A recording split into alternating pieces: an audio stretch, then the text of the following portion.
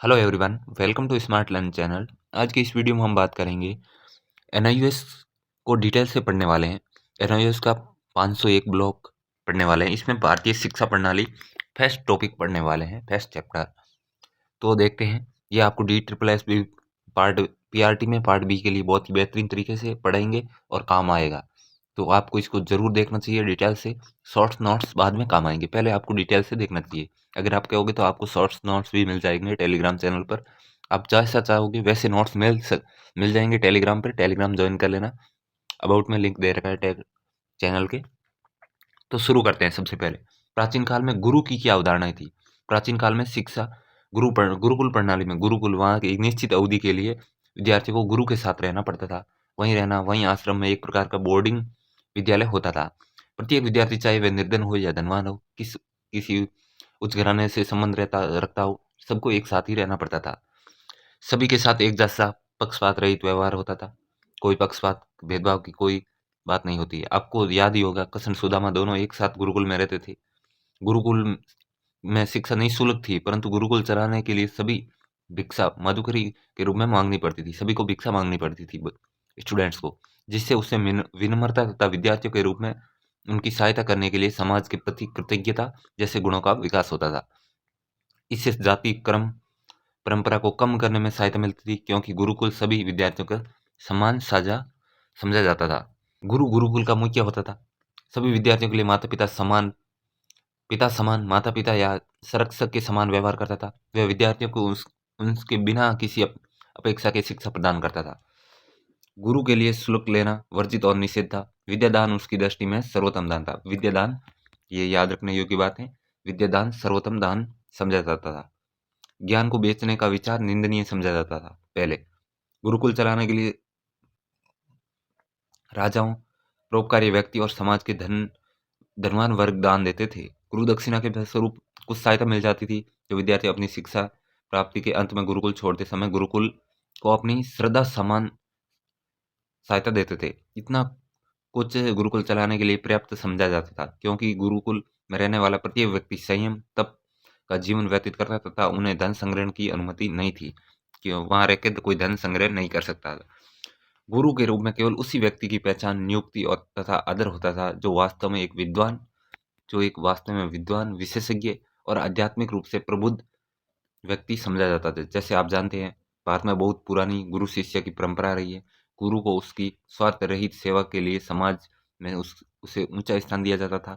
यहाँ तक कि राजा भी गुरु का सम्मान करते थे। गुरु को माता पिता से बढ़कर माना जाता, गुरु माता पिता से बढ़कर माना जाता, तथा एक गुरु को दर्जा देवताओं से भी बढ़कर दिया जाता। गुरुर ब्रह्मा गुरुर विष्णु गुरुर देवो महेश्वरा, गुरुर साक्षात परम ब्रह्मा तस्मै श्री गुरुवे नमः। ये गुरु के लिए एक मंत्र ही है। गुरु को हृदय, मस्तिष्क, हाथ आध्यात्मिक ज्ञान का, विद्वता के अच्छे गुणों का प्रतीक समझा जाता था। एक सही गुरु के अपने जीवन के अंतिम क्षणों तक एक विद्यार्थी जो हर समय विद्याग्राही होता था। यहाँ हमारे आजकल L3 टीचर की अवधारणा लाइफ लॉन्ग लर्नर के अनुरूप है। उसे guide the side no sage on the stage समझा जाता है, अर्थात वह एक साथी के समान मार्गदर्शक था, न कि मंच पर विराजमान महात्मा था गुरु। आगे देखते हैं।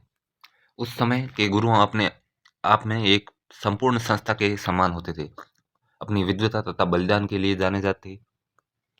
आगे देखते हैं। मोस्ट इंपोर्टेंट पढ़ेंगे।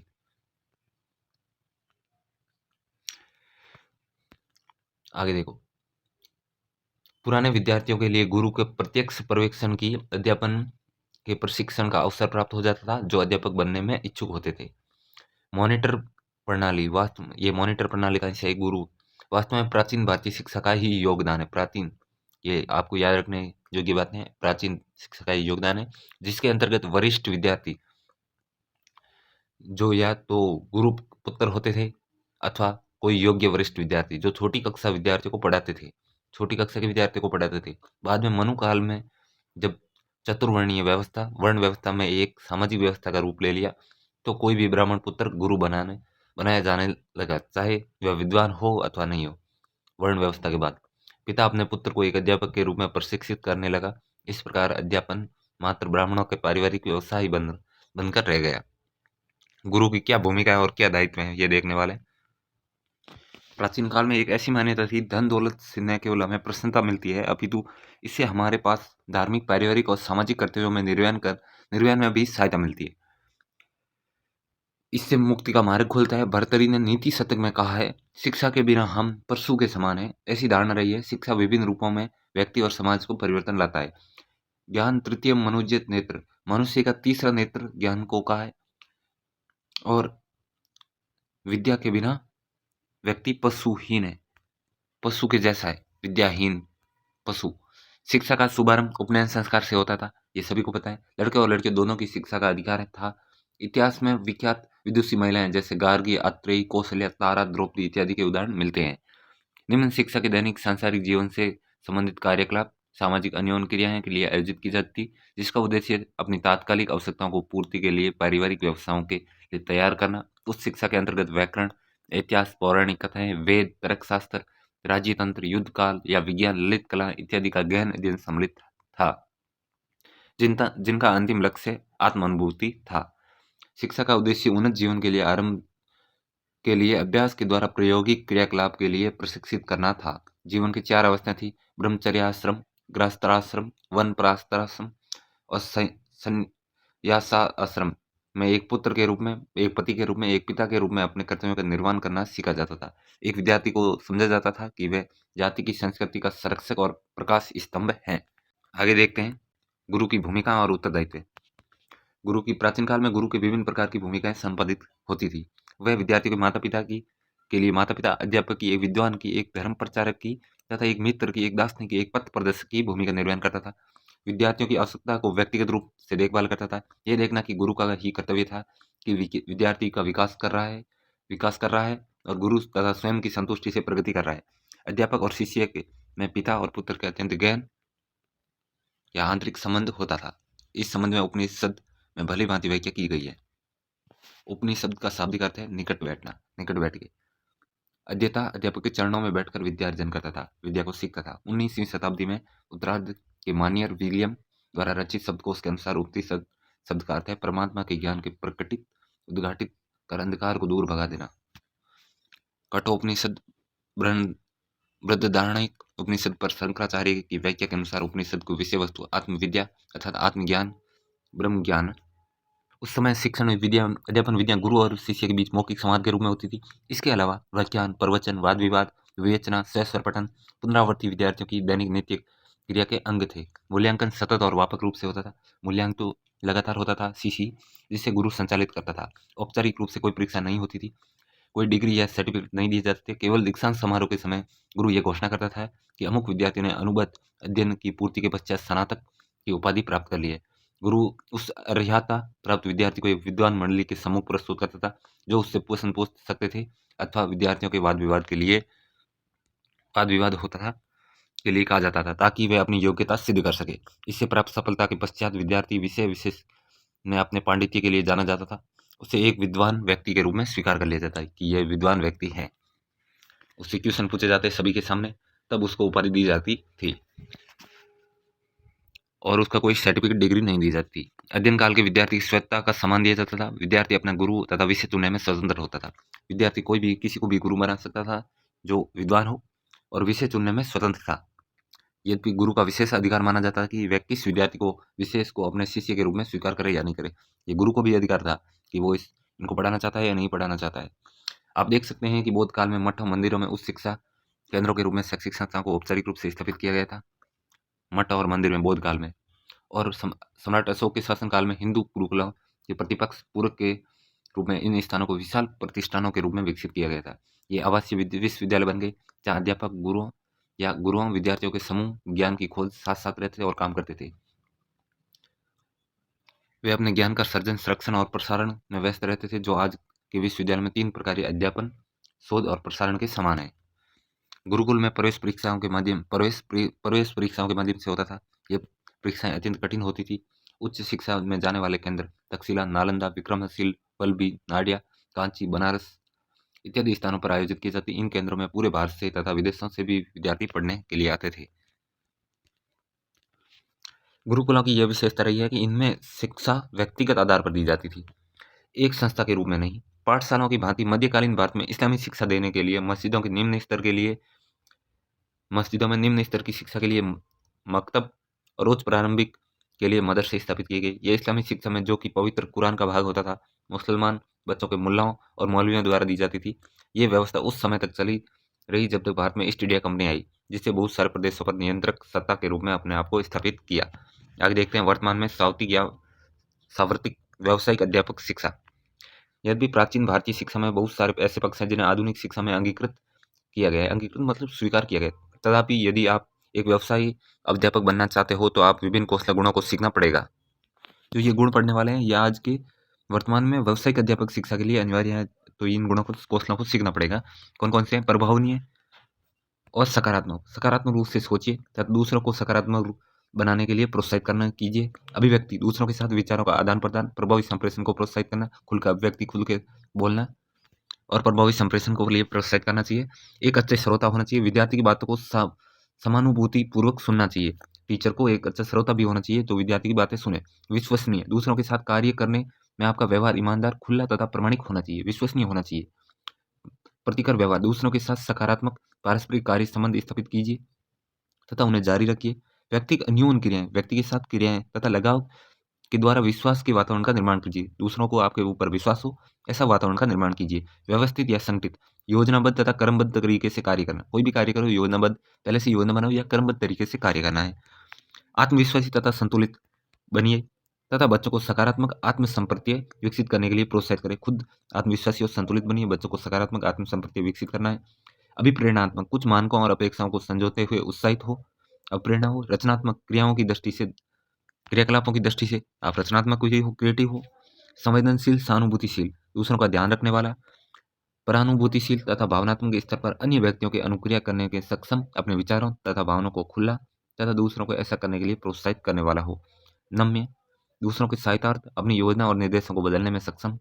व्यक्तिगत रूप से अनुभूति समय, प्रत्येक बालक को अनुमान व महत्वपूर्ण समझने वाला हो। मूल्य आधारित, मानव की योग्यता और सम्मान पर केंद्रित करने वाला हो। समुदाय के मूल्यों के प्रति संवेदनशील हो, समुदाय के क्या, समाज के क्या मूल्य है उनके प्रति जागरूक हो, संवेदनशील हो।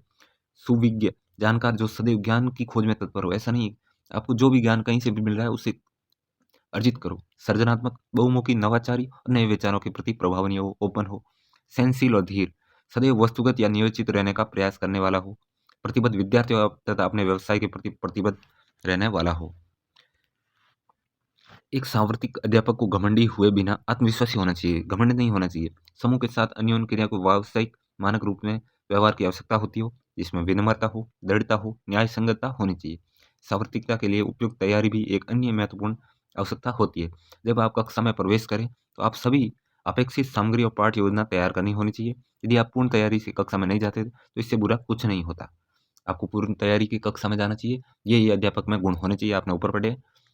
आगे देखते हैं एक अध्यापक की विशेषता, उसकी भूमिका तथा दायित्व क्या क्या है। परिवर्तनशील समाज, हम देख ही रहे हैं समाज आजकल बदल रहा है, तो वैश्विक समाज की विस्मयकारी परिवर्तन हो रहे हैं। आईसीटी हमारे जीवन के लगभग सभी पक्षों को प्रभावित कर रहा है। टेक्नोलॉजी, वर्तमान में संदर्भ में हम कुछ दशकों में एक नई सामाजिक व्यवस्था उभर आ रही है। इन परिवर्तनों का कोई पहले उदाहरण नहीं देखा गया। प्रौद्योगिकी विकास या प्रगति इतनी तीव्रता से हो रही है कि ये कल्पना करना संभव नहीं है अगले 100 साल के पश्चात हमारा जीवन कैसा होगा, परंतु अगले 10 या 20 वर्षों में जीवन कैसा होगा इसकी कल्पना की जा सकती है।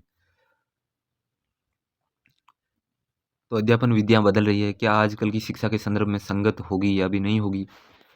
ऐसे संयोजित और ज्ञान आधारित समाज, जैसे जैसे उपयुक्त अनुच्छेद में आपने देखा, यदि हमारे जीवन की सूचना और तथा प्रौद्योगिकी में हुए विकास को अप्रत्याशित रूप से प्रभावित किया है, तो आईसीटी उपकरणों तथा तकनीक के व्यापक अनुप्रयोग में जीवन तथा विश्व के एक क्रांति ला दी जाएगी, जिसे शिक्षा में भी शामिल होगा। जैसे मोबाइल फोन, टेलीविजन, कंप्यूटर जैसे चमत्कारी उपकरणों से हम क्या क्या कर सकते हैं, अविश्वसनीय लगता है।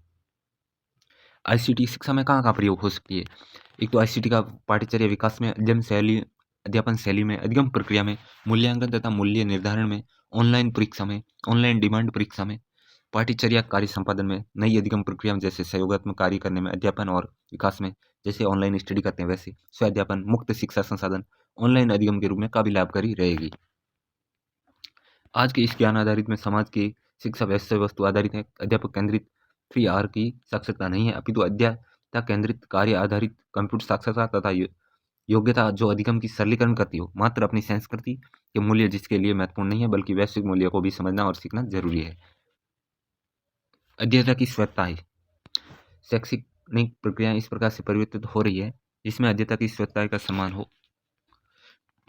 इस प्रकार परिवर्तित स्वच्छता का सम्मान होता है। अध्येता को सर्वोच्च माना जाता है जिसके पास अपनी अधिगम कार्य नीति चुनने के लिए बहुत सारे विकल्प हैं, जैसे नई अधिगम प्रक्रिया जैसे स्वअध्ययन, सहयोगात्मक सहकारी अधिगम, ई लर्निंग आदि, ऑनलाइन लर्निंग आदि भी हो सकती है।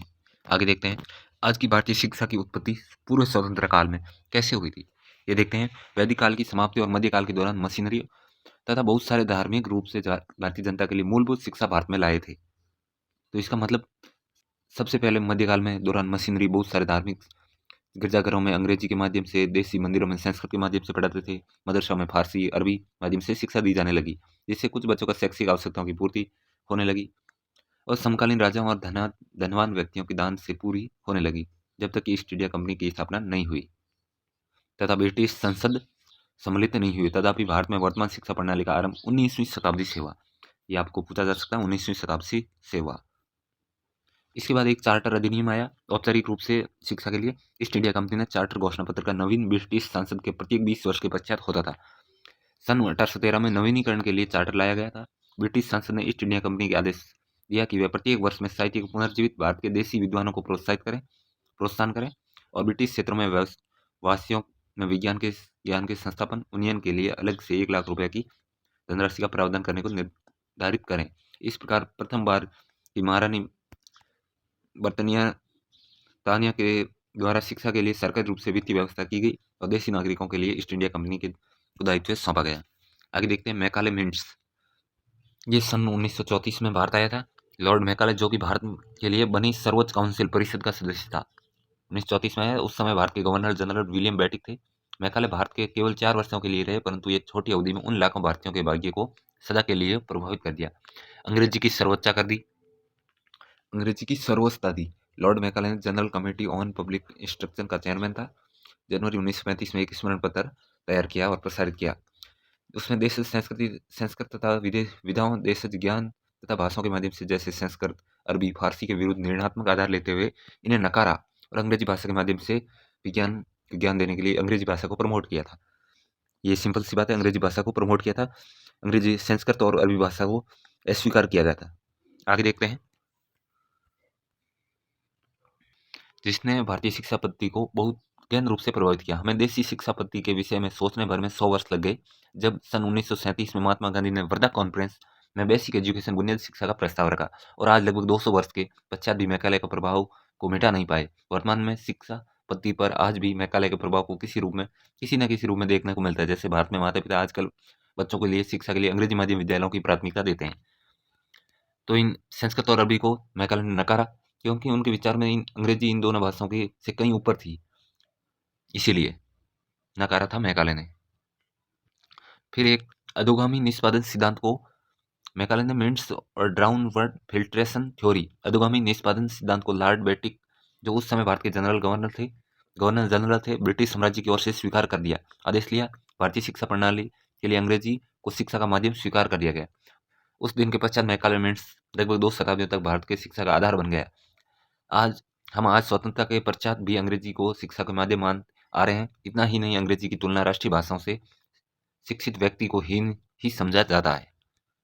और इस सिद्धांत में यह भी कहा गया है कि सबको पढ़ा नहीं सकते, इसलिए हाई क्लास को ही पढ़ाएंगे, जो उच्च एजुकेटेड हैं उनको, और वो दूसरों को पढ़ाएंगे, वो आगे पढ़ाएंगे।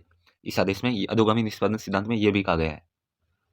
और मैकाले ने कहा है एक अच्छे यूरोपियन पुस्तकालय का सेल भारत और अरब के पूरे साहित्य के लायक था। ये थॉमस गट मैकाले ने कहा ऐसे व्यक्तियों को वर्गों बनाना जो रक्त और रंग से भारतीय हो लेकिन रुचि मत नैतिकता से अंग्रेज हो, ऐसे व्यक्तियों का निर्माण करना है। आगे देखते हैं वुड डिस्पैच को पढ़ेंगे। ब्रिटिश सरकार ने शिक्षा नीति को प्रभावित किया जो अगले 40 वर्ष तक लागू रही। 1853 में कंपनी चार्टर के नवीनीकरण के विचार में ब्रिटिश संसद के सम्मुख आया, तो संसद ने भारत शिक्षा की प्रगति की जांच की। इस जांच के आधार पर नई टिप्पणियां की गई सुधार में शिक्षा का चार्टर, जिसे 1854 में वुड डिस्पैच कहा गया। वुड डिस्पैच, भारत में वुड डिस्पैच को शिक्षा का मैग्ना कार्टा, महाअधिकार पत्र समझा जाता था। ब्रिटिश संसद की ओर से शिक्षा की नई शिक्षा नीति के रूप में अपनाई जाने वाली यह पहली सरकारी घोषणा थी। यह वुड डिस्पैच का एक महत्वपूर्ण व्यापक शैक्षिक दस्तावेज था। भारतीय शिक्षा के इतिहास में इसका एक अन्य अनूठा स्थान था। इस समय गवर्नर जनरल लॉर्ड डलहौजी थे। इनका उद्देश्य था लोक सेवकों को एक ही वर्ग का निर्माण करना, और इसमें प्राथमिक शिक्षा को स्थानीय भाषा में देने के लिए कहा गया। हाई स्कूल एंग्लो वर्नाकुलर भाषा में देने को कहा, और कॉलेज एजुकेशन अंग्रेजी भाषा को बढ़ावा दिया गया था। सार्वजनिक निर्देश विभाग बनाए थे। प्रथम बार वुड डिस्पैच ने देश के 5 प्रांतों में लागू किया। बंगाल, बॉम्बे, मद्रास, पंजाब, नॉर्थ वेस्ट के प्रांत में डिपार्टमेंट ऑफ पब्लिक इंस्ट्रक्शन खोले गए।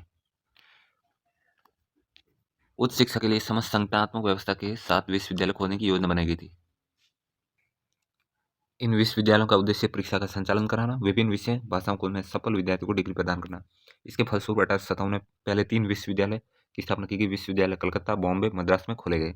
वुड डिस्पैच के द्वारा शिक्षा के अधिकांश पक्षों में संबंधित अनुशंसाएं दी गई, जो देश भर के श्रेणीकृत विद्यालय बना दिए गए।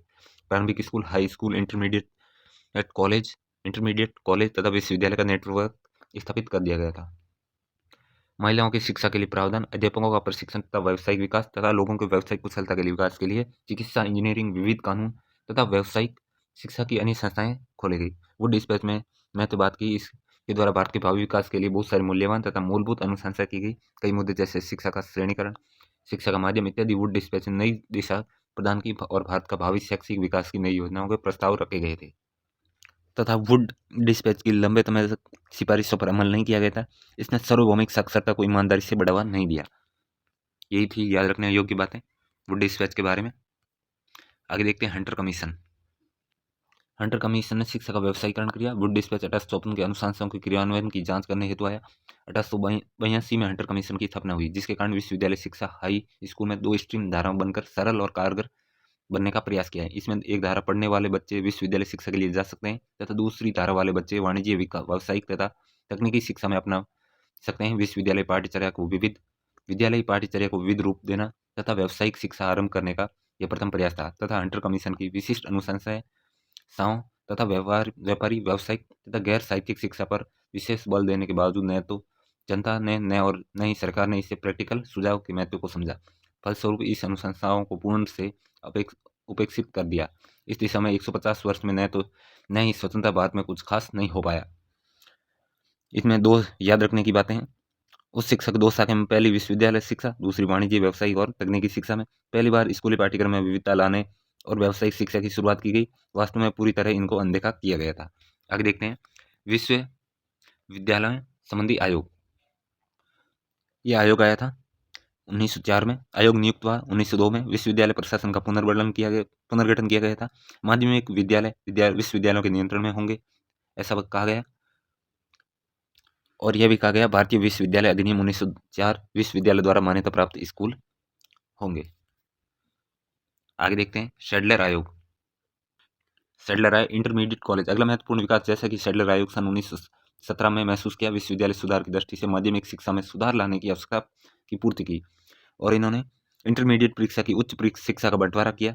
इंटरमीडिएट कॉलेजों का निर्माण कक्षा 12 की अवधारणा कला, विज्ञान, चिकित्सा, इंजीनियरिंग शिक्षण के आधार पर किया गया। शिक्षा बोर्ड की स्थापना की गई। यह बहुत बड़ी याद रखने वाली बात है। शैडलर आयोग ने शिक्षा विभाग की स्थापना की गई। आगे देखते हैं हार्टग समिति। ये देश की शिक्षा की स्थिति जांचने के उद्देश्य से 1929 में हार्टग समिति की स्थापना की गई। इसमें दावा किया गया विश्वविद्यालय में मैट्रिकुलेशन परीक्षा भी समस्त माध्यमिक पाठ्यचर्या के सबसे प्रमुख व प्रबल है। इस त्रुटि को देखने के लिए समिति की अनुशंसा की बहुत बड़ी संख्या में विद्यार्थियों को जो कि व्यवसाय में लगना चाहते हैं, उनके लिए मिडिल स्कूल के पश्चात विद्यालयों के अधिक विविध पाठ्यक्रम का प्रावधान होना चाहिए। और कहा गया शिक्षा की स्थिति को समीक्षा की। ब्रिटिश भारत में शिक्षा का विकास किया। मध्य विद्यालय चरण स्कूलों में अधिक विविध पाठ्यक्रम लागू किया। मध्य चरण का अंत में लड़के को औद्योगिक व्यावसायिक कैरियर उपलब्ध के लिए अवसर उपलब्ध करे। माध्यमिक शिक्षकों की सेवा शर्तें लागू की। अवस्थाओं में समीक्षा भी की। आगे देखते हैं सुप्रू समिति।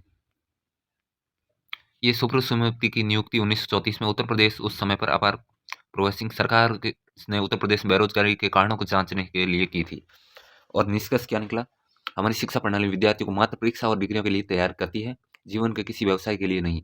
यह निष्कर्ष निकाला गया था। समिति ने माध्यमिक स्तर विविध पाठ्यक्रमों की आवश्यकता को महसूस किया।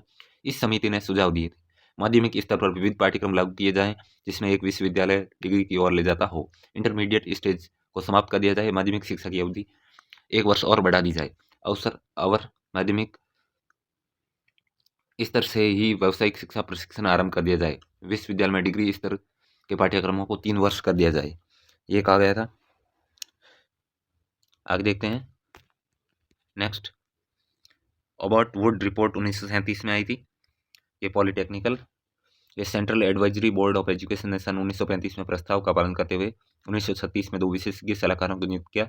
श्री ओबर्ट तथा वुड को सरकार द्वारा आमंत्रित किया गया था, बुलाया गया था। इन्हें व्यावसायिक शिक्षा की समस्याओं को सलाह दे सके इसलिए बुलाया था। विशेष समिति ने अपनी रिपोर्ट 1937 में प्रस्तुत की थी और इन्होंने सुझाव दिया था व्यावसायिक संस्थानों को पदानुक्रमित करने का। पॉलिटेक्निक अस्तित्व में आया। कृषि के लिए उच्च विद्यालय ओपन हुए। हाई स्कूल आरंभ किए गए जो गैर साहित्यिक शिक्षा प्रदान करने लगे। जाकिर हुसैन समिति प्रतिवेदन, ये वर्धा स्कीम 1937 में बेसिक शिक्षा के लिए आई थी।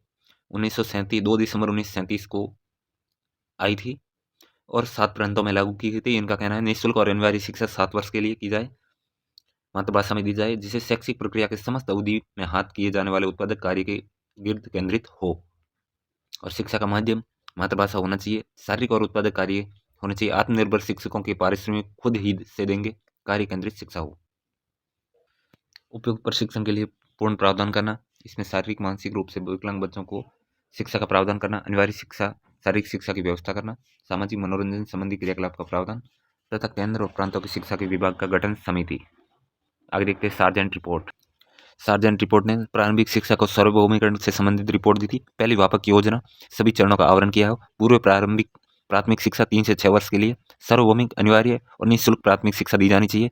बेसिक शिक्षा जूनियर बेसिक 6 से 11 वर्ष, सीनियर बेसिक 11 से 14 वर्ष की होनी चाहिए और 6 से 11 वर्ष बेसिक जूनियर शिक्षक अनुपात 30 बच्चों पर एक शिक्षक होना चाहिए जूनियर बेसिक में, और सीनियर बेसिक में 11 से 14 वर्ष में बेसिक में छात्र शिक्षक अनुपात 25 बच्चों पर एक शिक्षक होना चाहिए। हाई स्कूल में 2 प्रकार के, एक शैक्षणिक और एक टेक्निकल शिक्षा का माध्यम। हाई स्कूल में मातृभाषा। डिग्री कोर्स 3 साल का होना चाहिए। ये सारांश निकला था। लगभग 20 वर्षों के वयस्क निरक्षरता का उन्मूलन। अनिवार्य शारीरिक शिक्षा होनी चाहिए। वेतनमान में सुधार होना चाहिए। आगे देखते हैं क्या कहा गया है। ये इस चैप्टर का भारतीय शिक्षा प्रणाली का सारांश है।